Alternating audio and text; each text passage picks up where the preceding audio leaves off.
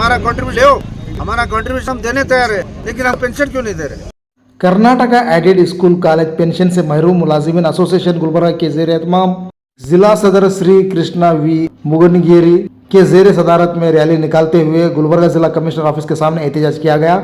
इस मौके पर शशील जी नमोशी शुमाल मशरिकी असातिज़ा हल्का मेंबर ऑफ लेजिस्लेटिव काउंसिल ने कहा 2006 से रियासत भर में खिदमत अंजाम देने वाले एडेड स्कूल कॉलेज के असातिज़ा के साथ नाइंसाफ़ी की जा रही है। इनके साथ इंसाफ करने और इन्हें पुरानी डिफेंस पेंशन की सहूलत लागू करने के लिए वज़ीर आला सिद्धरामैया और वज़ीर तालीम कुमार बंगारप्पा से मुतालिबा किया गया।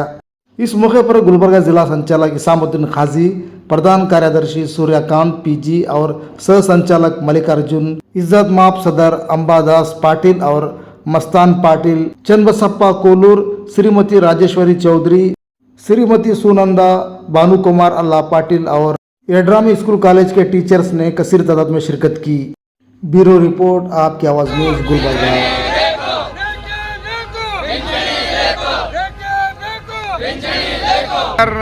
ಸೇವೆ ಸಲ್ಲಿಸ್ತಾ ಇರುವಂತ ಶಿಕ್ಷಕರಿಗೂ ಕೊಡ್ತಾ ಇದ್ದಾರೆ. ಅನುದಾನಿತ ಶಾಲಾ ಶಿಕ್ಷಕರು ಏನು ಪಾಪ ಮಾಡಿದಾರ ಅವ್ರಿಗೂ ಕೊಡ್ಲಿಲ್ಲ ಅಂತಂದ್ರ ಇವತ್ತು ಸಮಾನ ಕೆಲಸಕ್ಕೆ ಸಮಾನ ವೇತನ ಅಂತಂದು ಸುಪ್ರೀಂ ಕೋರ್ಟ್ ಜಜ್ಮೆಂಟ್ ಕೂಡ ಕೊಟ್ಟಿದೆ.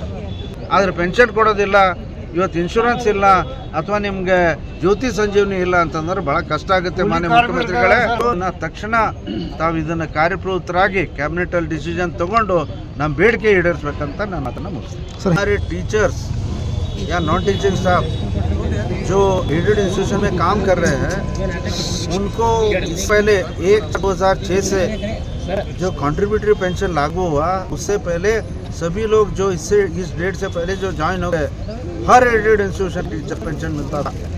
लेकिन ये कानून आने के बाद 2006 आने के बाद कंट्रीब्यूटरी पेंशन के बाद कोई मैनेज हुआ वो टीचर्स को है ना 10% उनका कंट्रीब्यूशन किसी को नहीं मिल रहा है। अलबत्ता टीचर्स बोलते हैं हमारा कंट्रीब्यूशन हो, हमारा कंट्रीब्यूशन हम देने तैयार है, लेकिन हम पेंशन क्यों नहीं दे रहे? तो इस वजह से हमारा रिक्वेस्ट ये है कि हमको भी पेंशन देने के लिए और जो विकेट पोस्ट है वो फिलअप करो। 371J के अंदर जो भी भाग आता है उसमें फाइनेंशियल डिपार्टमेंट कोई डर नहीं होगा, सभी जगह अगर होगा वो भरने के लिए परमिशन दो। हम सिर्फ इन्फॉर्मेशन के लिए देते हैं, आप परमिशन दे दो। और एक बात, इंश्योरेंस कोविड के बाद में तो बहुत कुछ सफर हमारे टीचर, बहुत से टीचर्स कोविड में है ना गुजर गए, काम करते करते उनका जीवन त्याग करना पड़ा।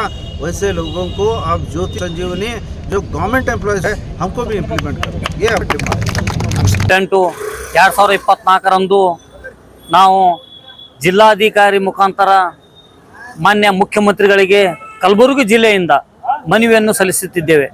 ಇಡೀ ರಾಜ್ಯಾದ್ಯಂತ ಏಕಕಾಲಕ್ಕೆ ಮನವಿಯನ್ನು ಎಲ್ಲ ಜಿಲ್ಲೆಯವರು ಜಿಲ್ಲಾ ಹಂತದಲ್ಲಿ ಕೊಡ್ತಾ ಇದ್ದಾರೆ.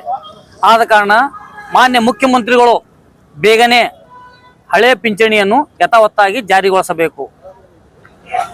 ಅವರು ತಮ್ಮ ಪ್ರಣಾಳಿಕೆಯಲ್ಲಿ ಘೋಷಣೆ ಮಾಡಿದ್ದಾರೆ, 5ನೇ ಬೇಡಿಕೆಯು ಹಳೆ ಪಿಂಚಣಿಯನ್ನು ಯಥಾವತ್ತಾಗಿ ಜಾರಿಗೊಳಿಸ್ತೀವಿ ಅಂತೇಳಿ ಭರವಸೆ ನೀಡಿದ್ದಾರೆ. ಆದ ಕಾರಣ ಮುಖ್ಯಮಂತ್ರಿಗಳು ಹಣಕಾಸು ಸಚಿವರು ಅವರೇ ಇದ್ದಾರೆ.